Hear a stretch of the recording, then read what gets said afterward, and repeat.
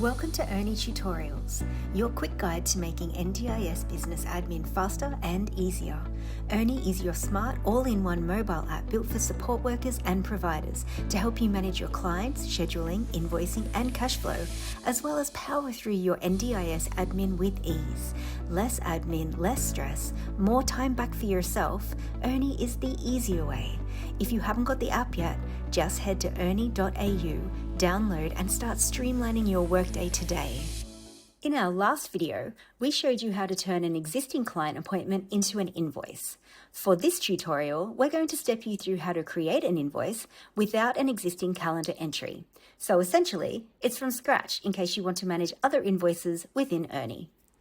From the main dashboard within the app, tap Invoices along the bottom menu, then the purple plus sign to create a new invoice.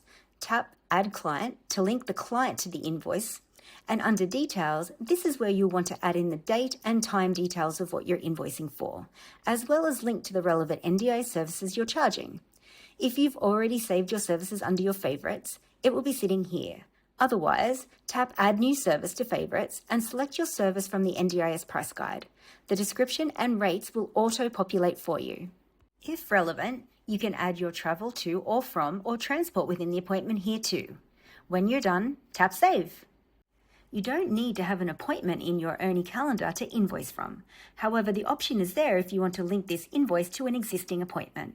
If you're using Earni Premium and have used the time tracker for your appointment, travel, or transport time, this is where you can link the entry to your invoice. Tap Submit and Send, and your invoice is all created and submitted.